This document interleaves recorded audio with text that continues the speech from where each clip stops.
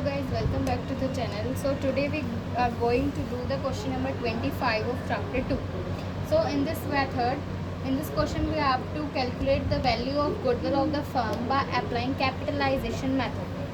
So capitalization method दो तरीके से हो सकता है. एक तो AP मेथड होता है और एक होता है SP मेथड. AP मेथड में हमें एवरेज प्रॉफिट से निकालना होता है AP into 100 upon rate minus net assets.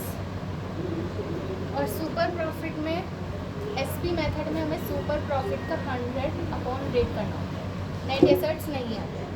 So first में जो 25 क्वेश्चन है इसमें हमें सिंपली कैपिटलाइजेशन मेथड निकालना है, जिसमें हम AP कैपिटलाइजेशन मेथड को यूज़ करेंगे. So AP method said that AP into 100 upon rate minus net assets. So in this question we had given that total capital of the firm is 16 lakh. Normal rate of return is 10% and profit for the year 2 lakh. Simply हमें इसमें AP भी given है, net assets भी given है और rate भी given है. तो AP इसमें हमें given है 2 lakh.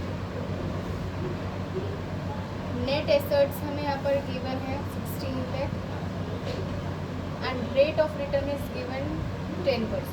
तो सिंपली अब हम इसको इस फॉर्मूले में पुट करेंगे और गुडविल निकाल लेंगे फॉर्म.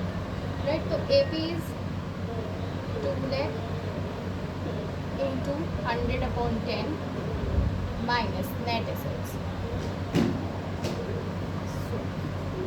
बिकम्स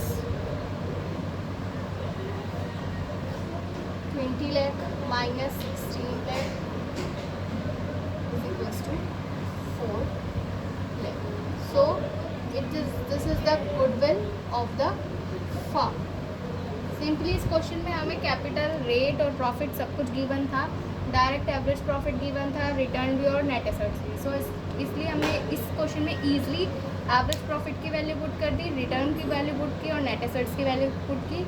आफ्टर ऑल हमने कैलकुलेशन करी और हमारी गुडविल की वैल्यू है वो है 4 lakh.